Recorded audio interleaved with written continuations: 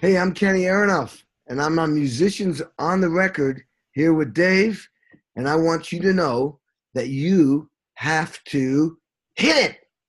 1, 2, 3, 4.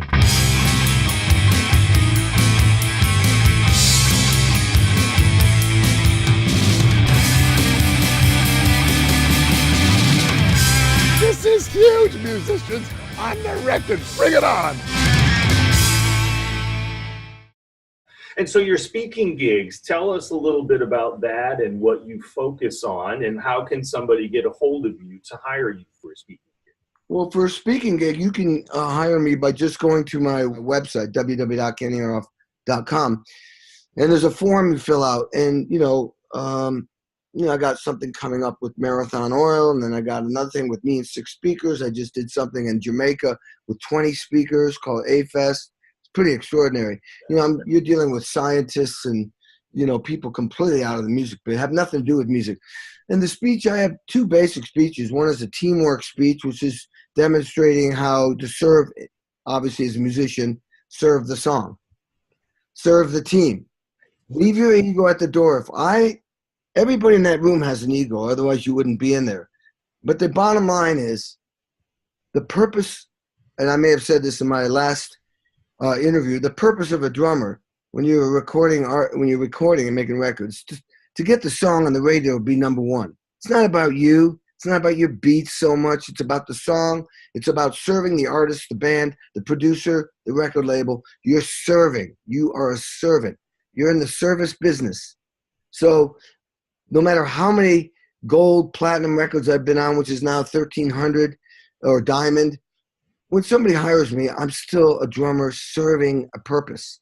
And so that's a big part of it, and being creative and always trying to be great, and that sounds so easy, always trying to be great. But, bands like the Beatles and Zeppelin would never have kept coming up with great, great, great records, everyone getting better and better, if they didn't keep practicing, keep trying to be better. And John Mellencamp said to me once, and my point is, you can be fired if you don't keep trying to be great. Just because you get a gig doesn't mean it's hard to be successful. It's harder to stay successful. And if you lose focus, you'll be out of business like that. And I can name corporations that were the biggest thing 2 years ago, and they're like falling to the wayside now because they didn't keep doing what they were doing that got them where they are or were. So, So in that spirit, then, Kenny, what are you working on right now? What are you practicing with your playing? Well, what I have right now, because I'm so busy, I have this thing called functional practicing routine. It's a 30-minute workout I designed specifically for myself that makes me sound amazing every day. I'm playing exactly the things I need, that I will play when I get on stage, that I need to make sure I address. Specific single stroke rolls, all 4 limbs going at the time, double stroke, bass drum stuff. Whenever I'm practicing, my hands and my feet are doing something. When I remember focusing on my feet, my hands are doing stuff. It's a lot of it's based out of the first 13 lines of stick control, but I reverse line in 11 and 12, so you don't have 7 rights in a row. I do molar techniques. All these, I do specific fills, like I might do, the triplets where I go left hand on the high tom, right hand on the floor tom, right foot, the Bonham thing, except I lead my left hand like Bonham did. I have exercises that incorporate that. I have exercises that incorporate sextuplets, 4 with the hands, 2 with the feet. I practice double bass drum stuff, but I'm always playing grooves that I will use in a show. It's called functional practicing. Not one note is wasted. I do not have time to dilly-dally.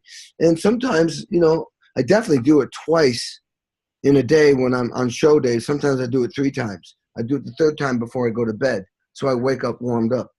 That's what I focus on. Other than that, I focus on the music that I have to play, for the gig. Is that practice routine in your book, or will it be in the book coming up, or is that just yours? That's just mine. I mean, that's not the books I write are not drum books. They're more like the autobiography and a self-help book. And then the practice routine you can get if you take a lesson with me. Got it. I love it. Great. So KennyAronoff.com, hire him for a lesson. When can we expect the second book coming? It'll come out this year. It will. Yep. It'll definitely do. Okay, great. Mhm. I love asking artists about, because instruments are so personal and everybody has their own thing that they love. I know you play TAMA drums and Zildjian cymbals. Is that right? TAMA drums, Zildjian cymbals. I have my 3 signature snare drums, and I use 2 of them 99% of the time, which is the 5x14, version. It's basic, and the 6.5x14 version. It's basically a Black Beauty. I have a die cast hoop on top for attack and centering the sound. Triple flange on the bottom. Die cast on top and bottom chokes the drum a little bit. If you get my signature snare now, it does come with die cast top and bottom. That it's just what the factory did, but I do triple flange bottom, die cast on top. Amazing. Tight on top, opens up at the bottom. I use Evans drum heads. The greatest combination on every snare drum I have is a heavyweight on top and the Hazy 300 on the bottom. I tried everything.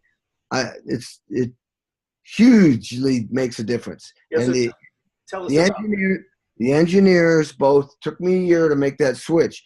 The engineers, both live and in the studio, heard a significant difference, especially with that head combination.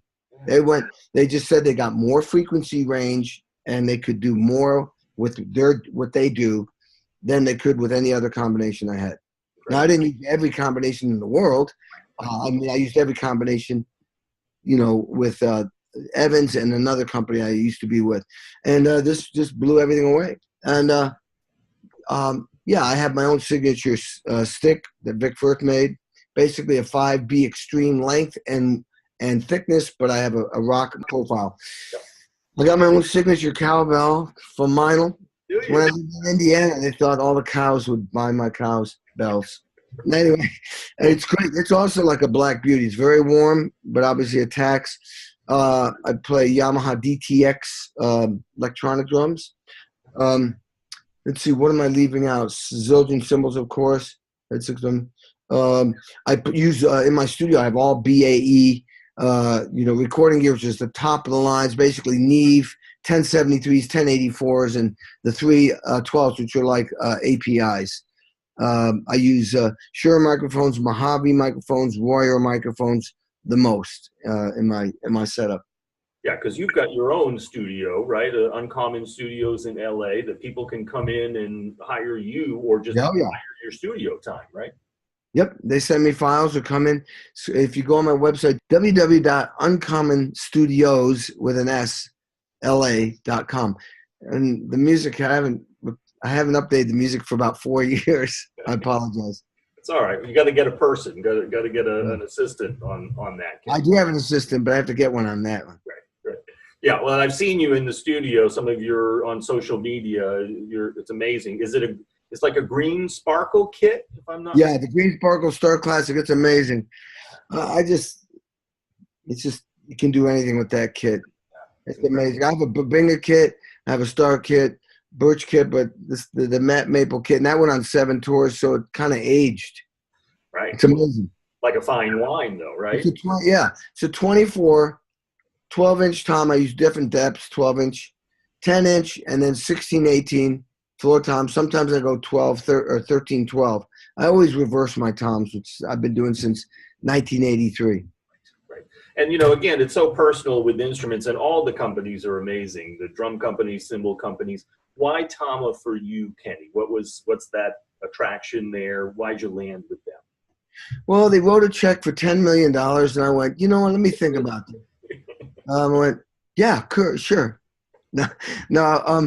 Well, at the time, back in the early 80s, Billy Cobham was playing TAMA, Elvin Jones was playing TAMA, Olivia DeVito, not Charlie Watts. And their hardware was it was a whole revolutionary. It was amazing. It was Yamaha, then TAMA came out with hardware. And somebody who worked at the percussion center, who owned it and worked there in Fort Wayne, told me he thought TAMA was the best drums on the market. So I looked into them. I was them and Gretsch. And Gretsch, every time I went anywhere when I was on tour with Mellencamp band, I could never see Gretsch supplies and stuff in all these stores. And I felt, TAMA was everywhere. I felt like I would get the support I would need. And and I loved the sound of the drums. They were amazing. And so I went with them, and I liked the way the company worked. And it was like it's a family-run company.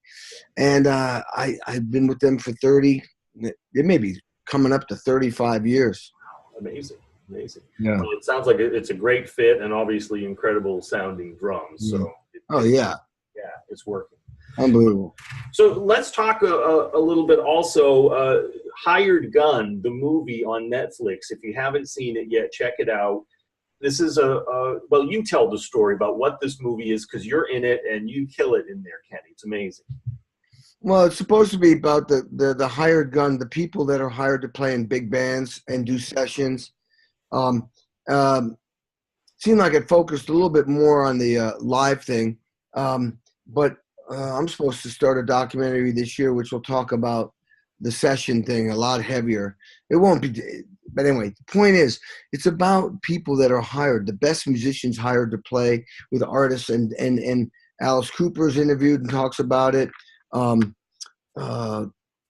Billy Joel talks about it. Rob Zombie talks about it in the movie. And there were a lot of stories. The movie, I went with the CEO of Kodak Film, and he sees documentaries all the time, made documentaries. He was impressed with the flow and the way the documentary was done. There's some sad stories. There were some funny stories. And as a piece, it was done really, really well. It'd be very enlightening to see what really goes on in these situations, on the road and in the studio. But that's it. That's pretty much it. Yeah, you did an amazing job on it. And what's the best thing about being a hired gun? What's the most challenging thing about being a hired gun? Well, the best thing about being a hired gun is that there's so much variety when you work with different people. I love that. I love the variety. You never get bored with who you're working with because you're constantly changing it. You're grateful to come back to the people you worked with. It creates a very positive environment. The downside is sometimes it's like, there is like you're in and you're out. You might want to stay longer. You want to be in the situation longer, but it's not what's called for. They need you for one day and that's it.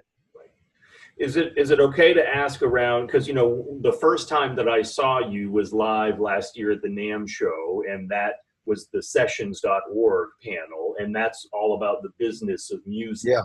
Can we talk a little bit about how do you take care of yourself business-wise as a session player, as a hired gun?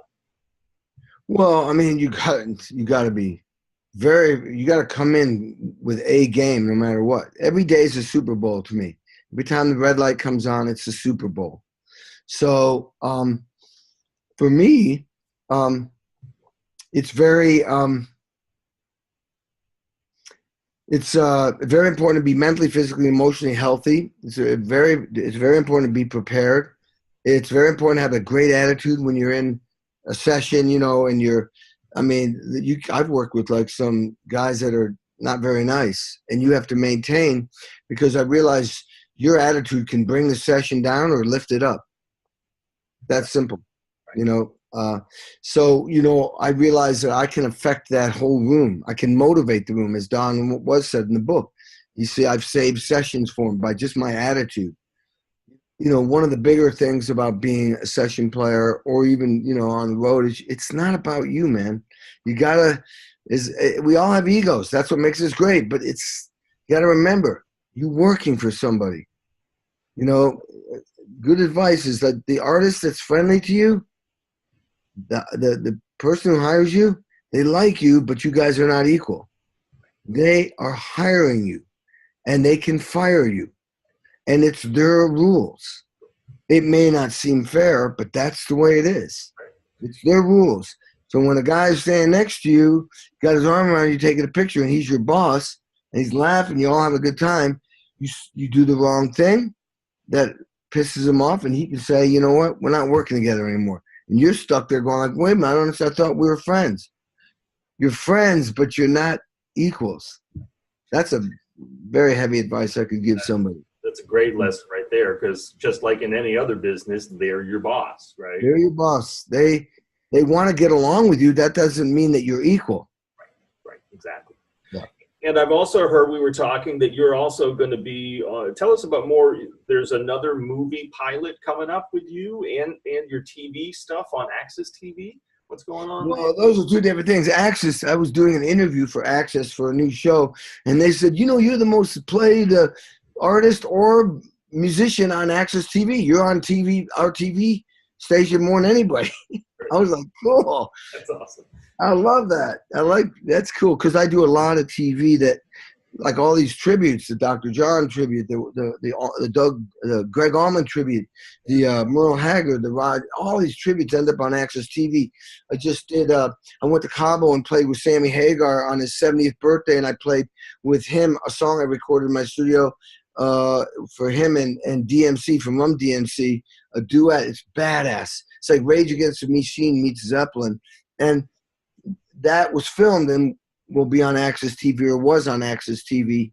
So that's the Access TV part. But out of the blue, somebody reached out to me from Toronto, a movie director who wanted to hire me to do a scene in a movie he's producing, and he basically was making a pilot to get the funding to make a full-blown movie. And if he said I was so natural and so good, he says, if I get the funding, you're going to be one of the lead guys in it. That's fantastic. And music-wise, Kenny, or like acting, like no, just acting. I mean, I do the scene I did have is a pair of sticks. I'm a guy that's collecting money with another guy, and we work for a boss that's supposedly dead, but he's not dead.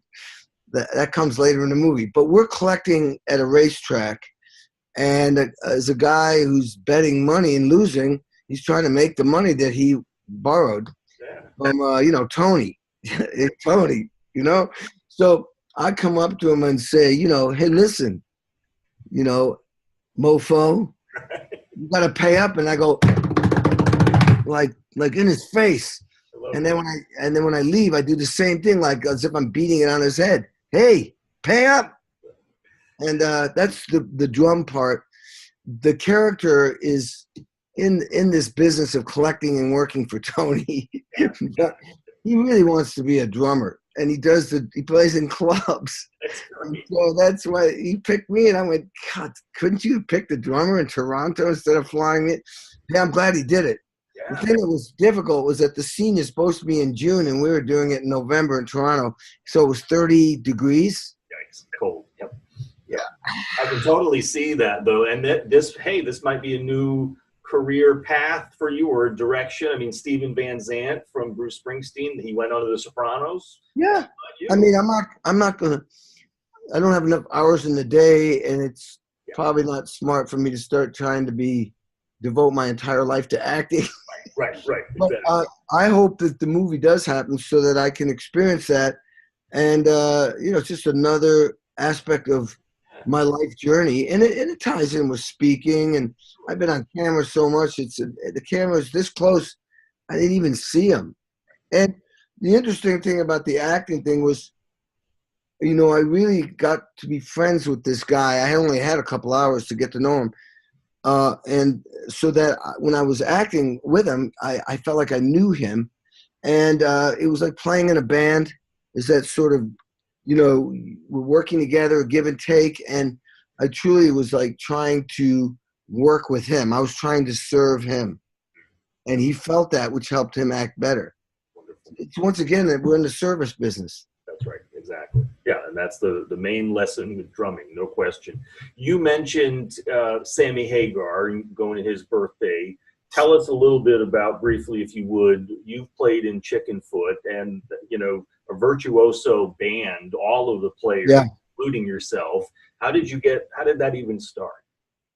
Well, Chad Smith couldn't do the chicken. Oh, here's how it started the first time. Chad Smith was on tour during the first Chickenfoot tour, and I get a call from one of the guys managing him, and he said, Mayday, Mayday, Kenny Aronoff, please call me when you wake up. I wake up, I call him, says, I want to talk to you in person. So we met somewhere.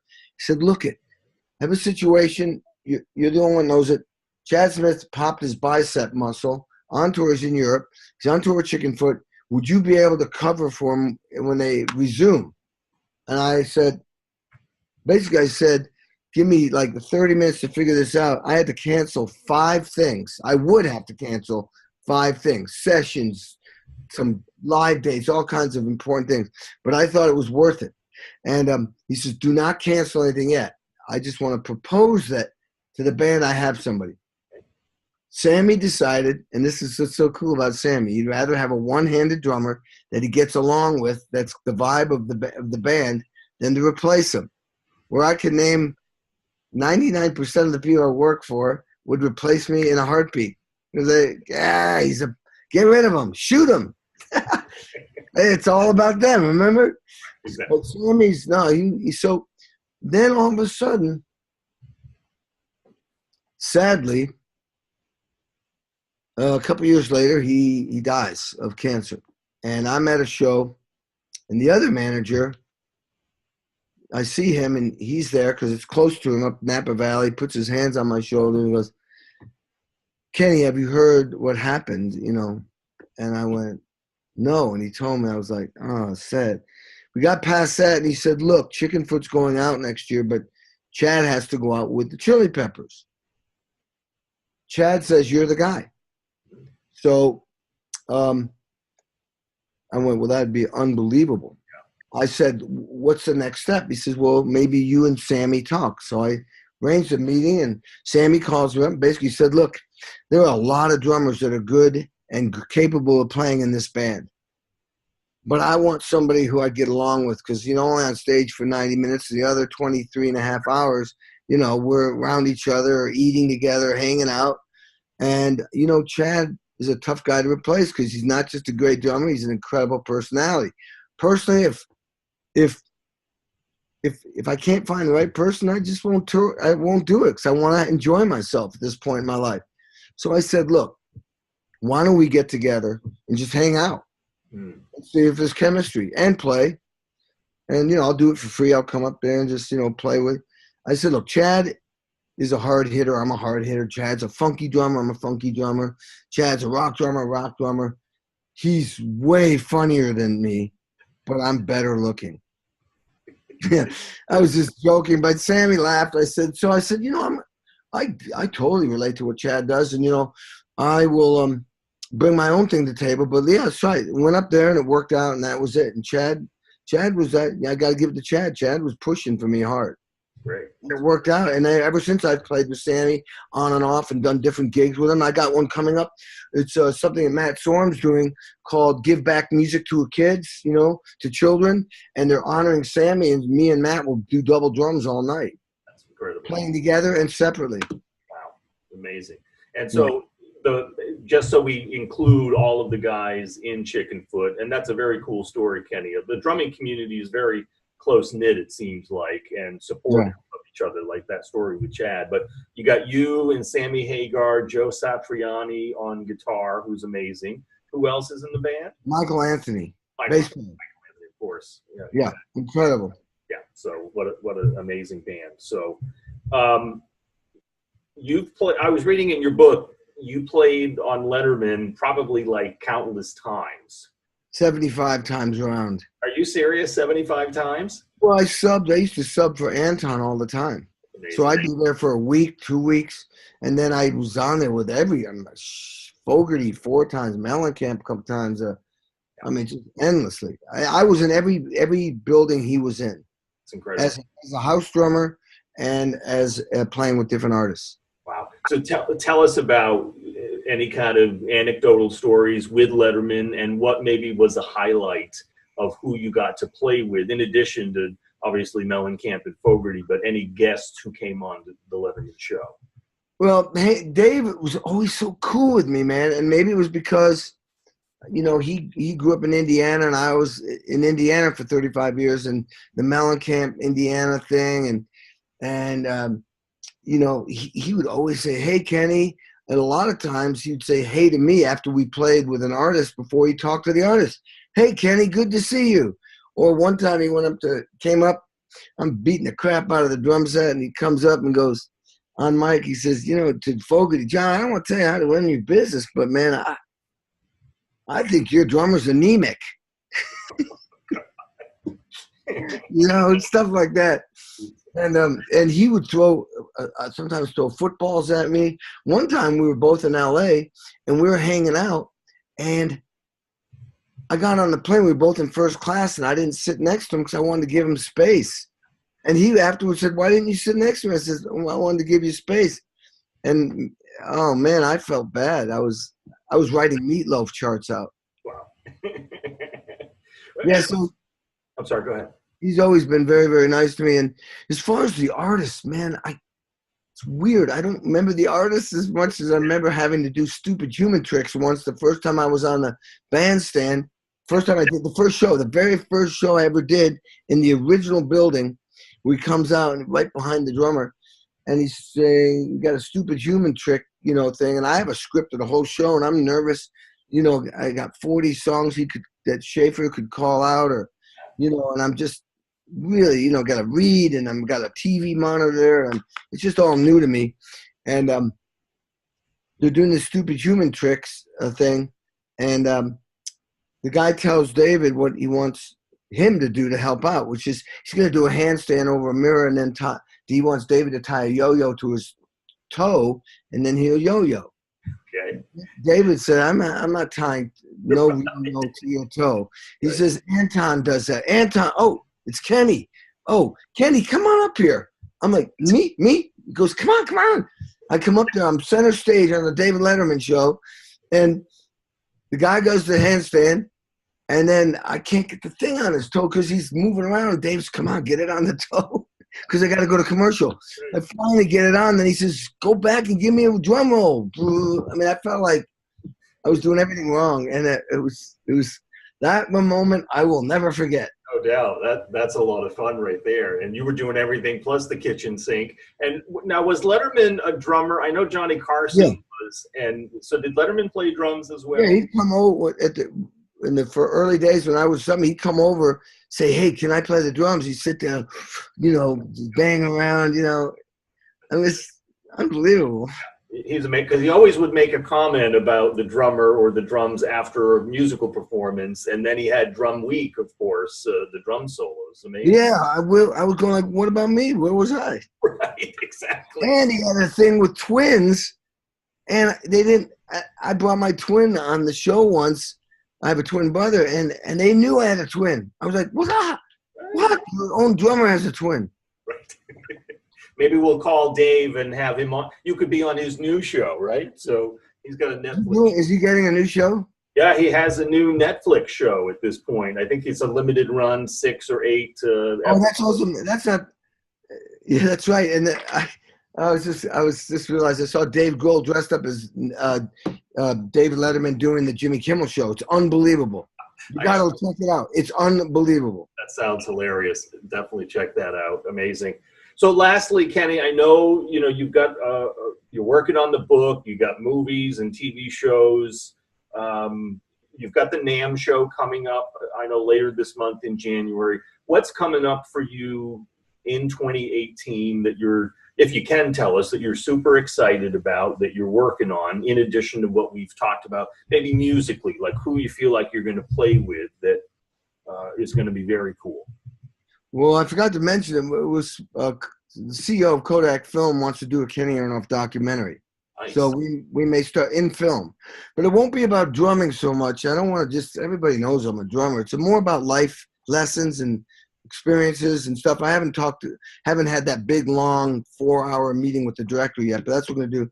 We'll see. And then the continued sessions, Fogerty and ZZ Top are going out together in May, June. So that'll be fun. 5 weeks, playing. Billy Gibbons and I are friends, so that'll be fun. Apparently, Jerry Lee Lewis loves me, so I'll be playing more shows with him. Fogerty shows. I got these TV shows I do with Don Was that are coming up. I got the Music Cares, and then I'm going to do one in I don't know, April maybe or somewhere with it's something to do. It's with Roseanne Cash and a whole bunch of artists. Sort of like an anti-gun thing. so I guess I can't bring my shotgun to that thing. Let's see. This speaking engagements, and there's surprises always that happen with me that I can't predict. Right. Well, I imagine it's going to be another incredible year. Kenny Aronoff, thank you so much for being on Musicians on the Record. Thank you so much for having me.